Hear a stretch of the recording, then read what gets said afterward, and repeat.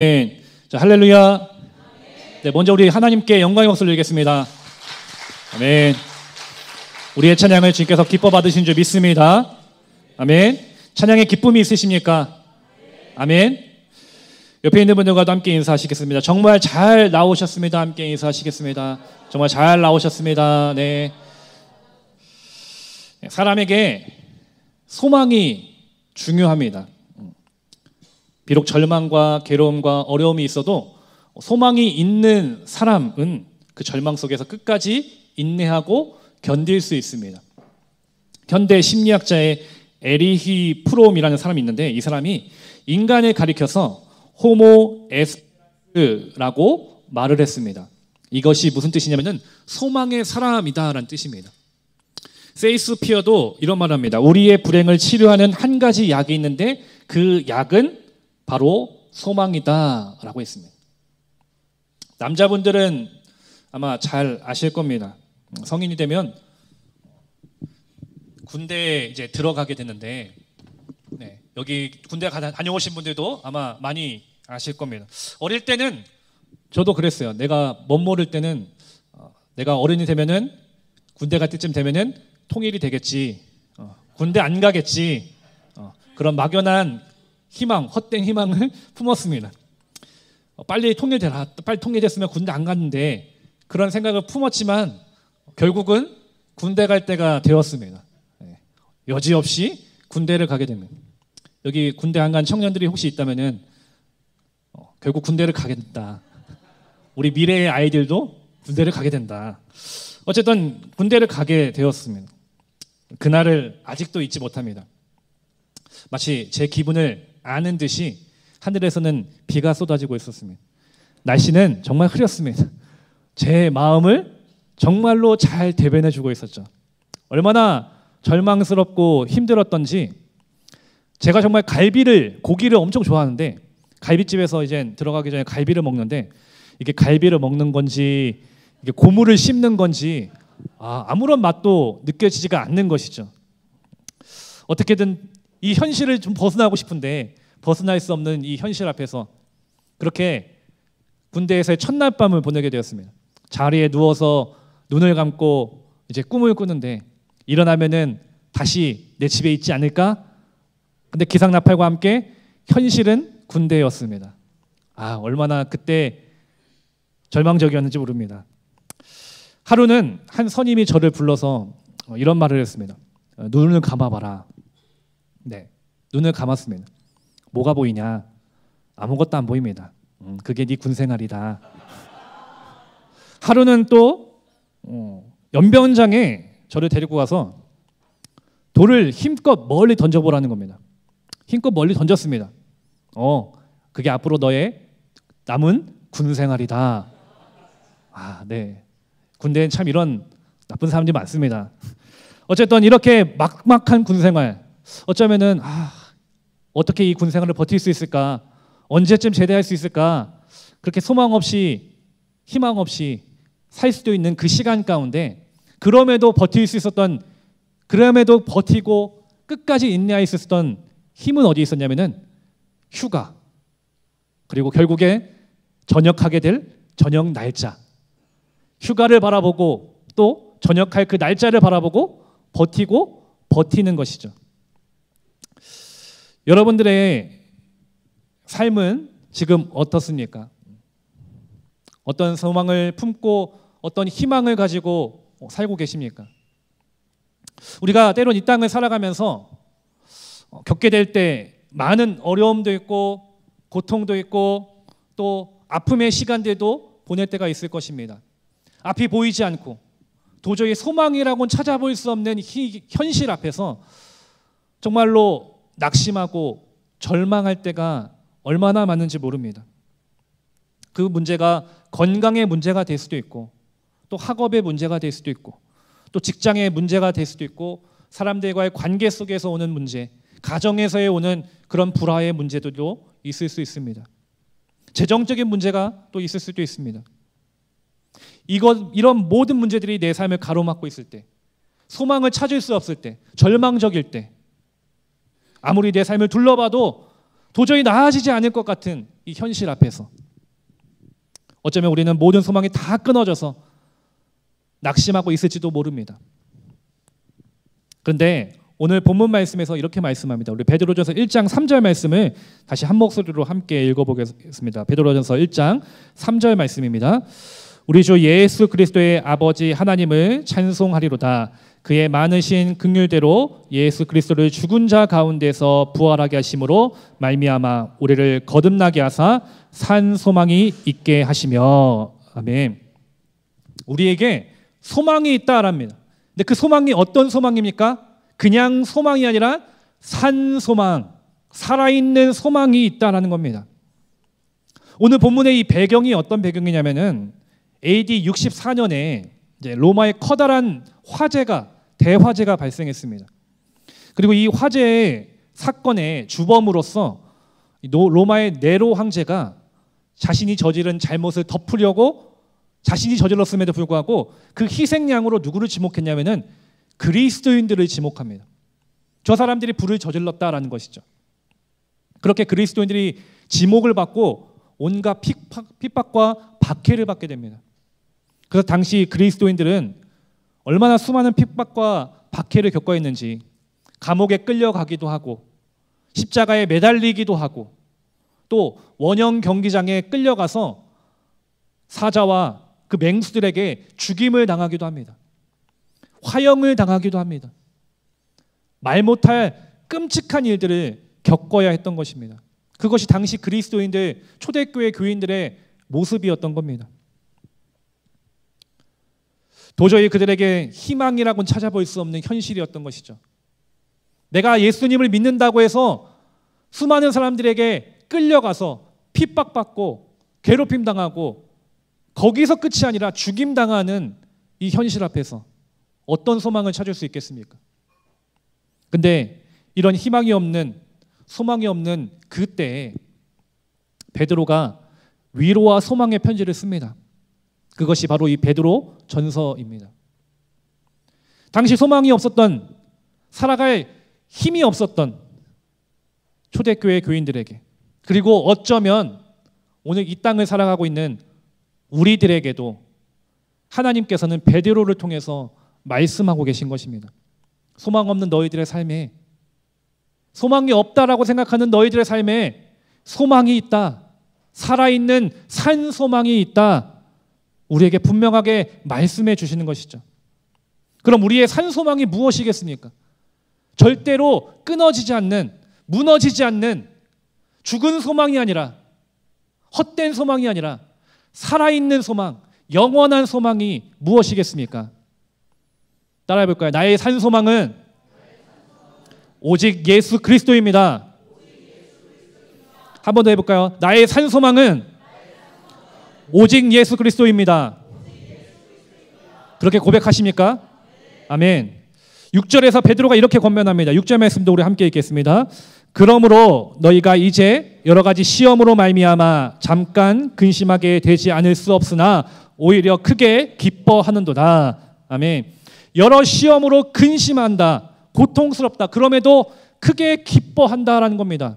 어떻게 근심하고 고통당하는데 기뻐할 수 있습니까? 여러분들 어떻게 그렇게 기뻐할 수 있습니까? 고통당하는 내 삶에, 근심하는 그 삶에 어떻게 우리가 기뻐할 수 있습니까? 절망하지 않고 기뻐할 수 있는 유일한 이유는 바로 하나님이, 예수님이 나의 산 소망이 되시기 때문입니다.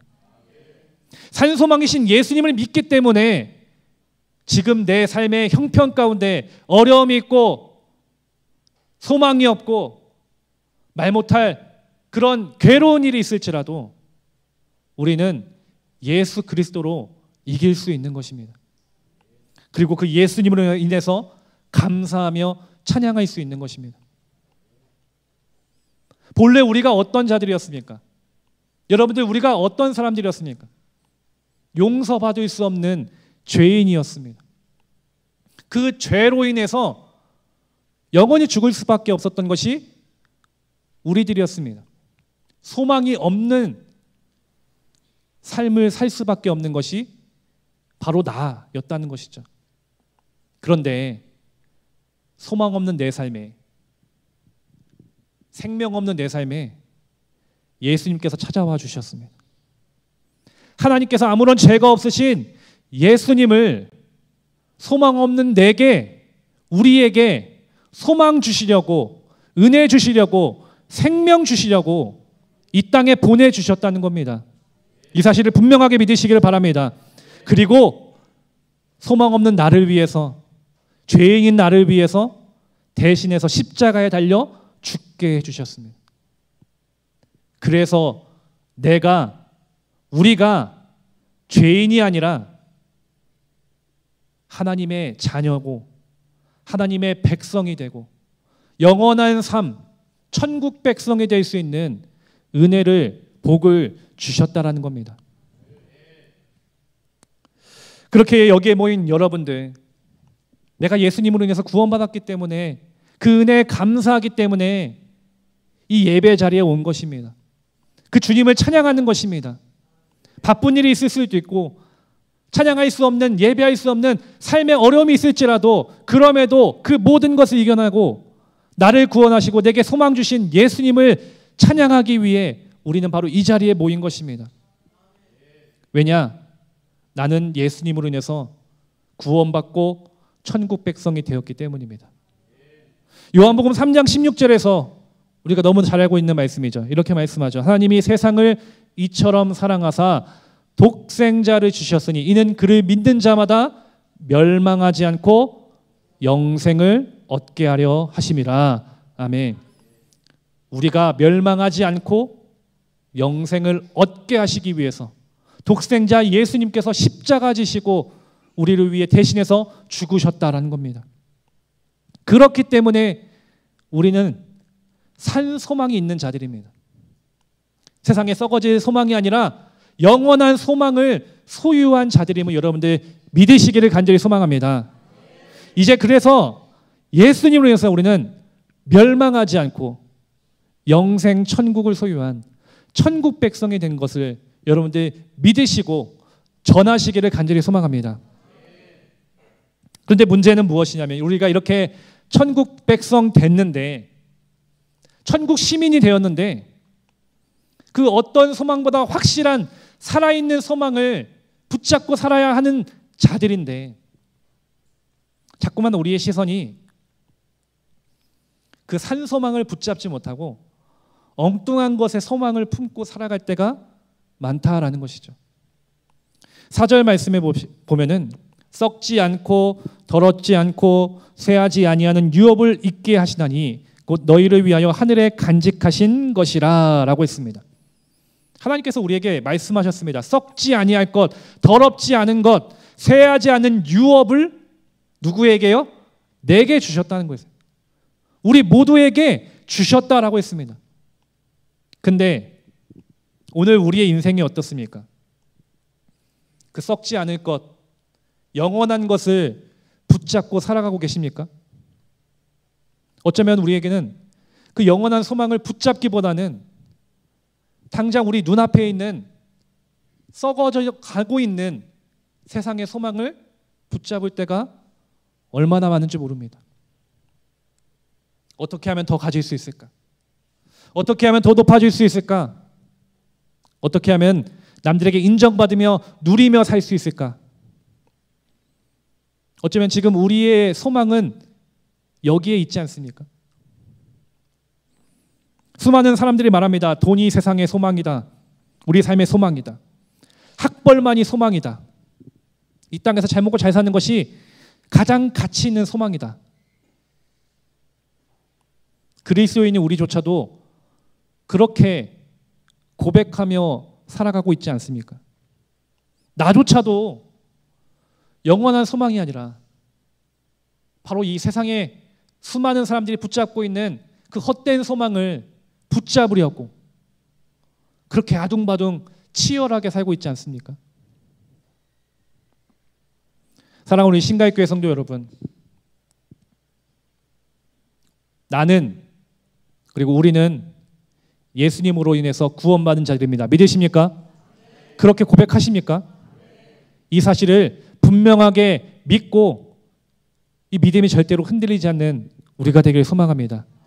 예수님을 인해서 나는 하나님의 구원받은 영원한 천국 백성입니다. 믿으십니까? 천국의 삶을 이미 누리고 있는 영원한 주님의 백성입니다. 믿으십니까? 그렇기 때문에 우리는 이 썩어질 것에 소망을 품는 것이 아니라, 그래서 세상 사람들과 구별되지 않는 그냥 그저 그런 똑같은 무늬만 그리스도인이 되는 게 아니라 진짜 그리스도인, 진짜 하나님의 백성, 진짜 천국을 소유한 천국 백성이 우리가 되기를 간절히 소망합니다. 하나님은 썩지 않을 것, 영원한 소망을 주셨습니다. 바로 예수 그리스도. 예수님 한 분으로 우리는 만족하는 것입니다. 예수님 한 분이면 족한 것입니다. 다른 거 필요 없어.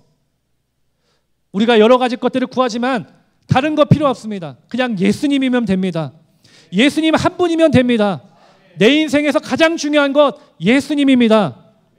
우리가 그렇게 믿고 고백하기를 되기를 간절히 소망합니다. 우리 죄를 위해 십자가 달려 돌아가시지만 그 죽음을 이기시고 부활하신 주님께서 오늘도 여전히 이 자리 가운데 우리와 함께 하시고 여전히 살아계셔서 우리 삶 가운데 놀랍게 소망 베풀어 주시고 은혜 베풀어 주시는 살아계신 주님, 그 주님 안에 붙잡는 우리 모두가 되어야 할 줄 믿습니다. 그렇기 때문에 세상을 향해서 우리 당당하게 선포해야 합니다. 당당하게 말을 해야 됩니다. 나는 예수님을 믿는 그리스도인이라고, 천국을 소유한 천국 백성이라고, 나는 구원받은 자라고 세상을 향해서 당당하게 말하는 우리가 되기를 소망합니다. 세상 사람들 분명하게 조롱할 것입니다. 비난할 것이에요. 하나님 믿는다고, 예수님 믿는다고, 교회 다닌다고 분명하게 손가락질합니다. 오늘 광화문 일대에서 차별금지법 집회가 열렸더라고요. 저도 영상을 봤는데 정말 수많은 사람들이 모여서 정말로 예수 그리스도 진리를 위해서 싸우고 기도하는 모습을 봤습니다. 근데 한편에 그 기사에는 어떤 기사들이 있냐면은 집회로 인해서 교통이 마비되고 시끄럽고 혼잡해졌다, 안 좋은 이야기들이 기사로 쓰여지기 시작했습니다. 그 댓글에서도 분명하게 조롱의 댓글들이 쓰여져 있습니다. 역시 뭐뭐다 하면서 안 좋은 글들을 써내려 가기 시작합니다. 그런데 언론이 비판하고 사람들이 비난한다고 했죠, 여러분. 우리는 예수 그리스도를 전해야 합니다. 예수 그리스도의 복음을 이야기해야 합니다. 그 진리를 선포할 수 있어야 합니다. 왜냐? 나는 예수 그리스도로 사는 사람이기 때문에. 나는 예수 그리스도로 소망을 갖고 살아가는 그리스도인이기 때문입니다. 그렇기에 여러분들 당당하게 예수 그리스도를 전하시기 바랍니다. 당당하게 예수 그리스도의 복음을 당당하게 선포하시기 바랍니다. 우리의 그 고백과 믿음을 통해서 주님은 반드시 일하시고 역사하시며 이 땅 가운데 반드시 그 진리의 말씀들이 이루어지도록 함께 하시고 일하실 줄 믿으시기 바랍니다. 그러므로 썩어질 이 땅의 소망을 품는 것이 아니라 저 영원한 천국 백성으로서 산 소망으로, 그 살아있는 소망을 가지고 이 땅에서 믿음으로 승리하는 저와 여러분들이 되기를 간절히 소망합니다. 분명 여러분들의 삶에 어려움이 있을 것입니다. 고민들도 있을 것이고 남들에게 말할 수 없는 깊은 절망과 고통의 시간을 보낼 수도 있습니다. 소망이 없다라고 말할 수도 있습니다. 하지만 기억하십시오. 예수 그리스도를 믿는 자들, 그들에게는 산 소망이 있다고 했습니다. 우리에게는 산 소망이 있습니다. 죽어질 소망, 끊어질 소망, 없어질 소망이 아니라 영원한 소망. 그 소망을 우리는 갖고 있는 사람들입니다. 그렇기에 예수님이 나의 소망이 되심을 믿고 여전히 살아계시는 그 주님만을 의지하고 내 모든 아픔과 고통과 수치를 기쁨과 감사와 찬송으로 바꾸시 살아계신 예수님만을 전하고 높일 수 있는 우리 신갈교회 모든 성도들 되기를 간절히 축원합니다.